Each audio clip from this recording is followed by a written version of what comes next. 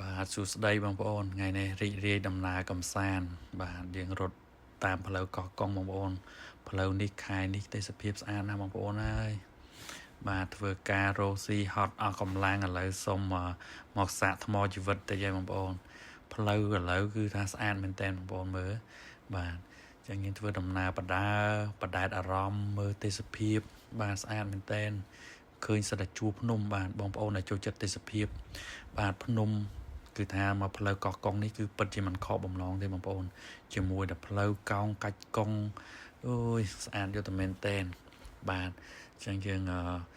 ធ្វើដំណើរបដាឆ្លងស្ពានបងប្អូនឆ្លងស្ពានកោះកុងហើយបាទកាត់បងប្អូនថតទុកជាអនុស្សាវរីយ៍ដើម្បី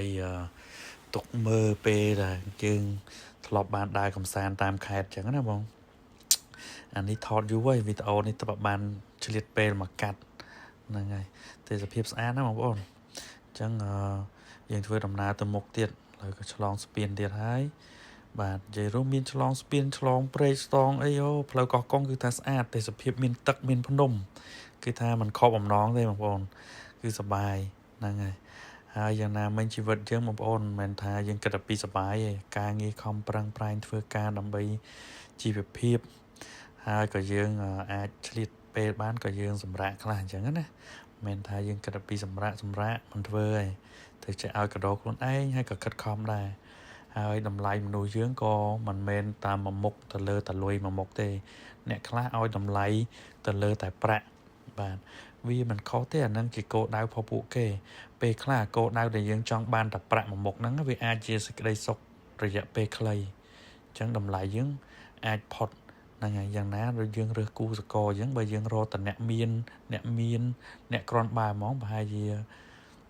ដូចនិយាយអញ្ចឹងគឺថាបើគេយកយើងគឺយើងមានលក្ខណៈអីពិសេសមិនគេយកយើងហ្នឹងអាហ្នឹងមនុស្សស្រីគេថាគេរើសតតាអ្នកប្រាក់ខែខ្ពស់ប្រាក់ខែមិនគេយកចុះអ្នកប្រាក់ខែទាបគិតមិនវិញហ្នឹងហើយអញ្ចឹងសង្គមគ្រួសារមួយมันផ្ដោតតែ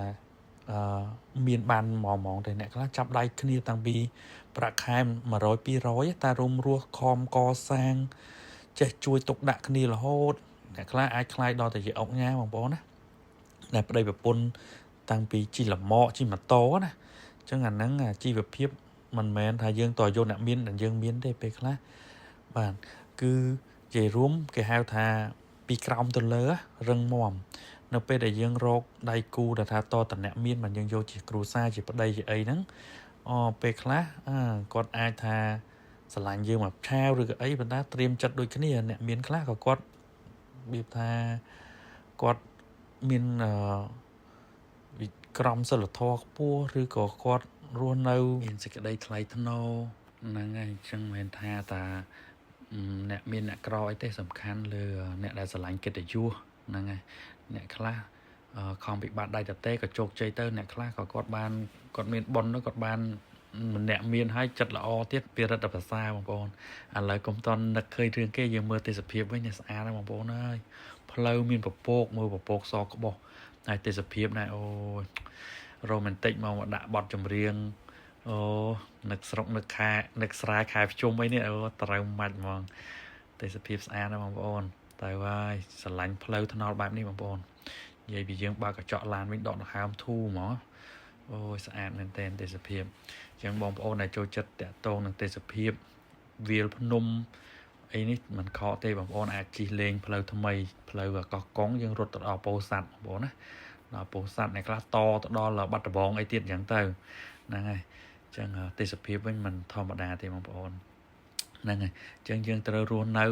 គឺមិនមែនតែដើម្បីខ្លួនឯងទេគឺរស់នៅគឺដើម្បីអ្នកដទៃឬក៏អ្នកផ្សេងជុំវិញខ្លួនយើងធ្វើអ្វីឲ្យជាប្រយោជន៍បងប្អូនមិនមែនគិតថាពីខ្លួនឯងទេអញ្ចឹងទើបយើងមានតម្លៃហ្នឹងហើយអញ្ចឹងគេថាធ្វើល្អបានល្អកុំឲ្យអ្នកខ្លះគេថាធ្វើល្អបានស្អីមិនល្អមិនទេបងប្អូនកូនរំពឹងយើងធ្វើអីយើងស្រឡាញ់នៅអំពើល្អធម្មតាមនុស្សគ្រប់រូបគឺតែងតែចង់ឲ្យគេធ្វើល្អដាក់ខ្លួនចាស់ហេតុអីយើងមិនអាចធ្វើល្អផ្ដល់ឲ្យអ្នកទៅគេវិញហ្នឹងហើយអញ្ចឹងយើងកុំយកអទស្សនៈខុសយកមកធ្វើឲ្យត្រូវ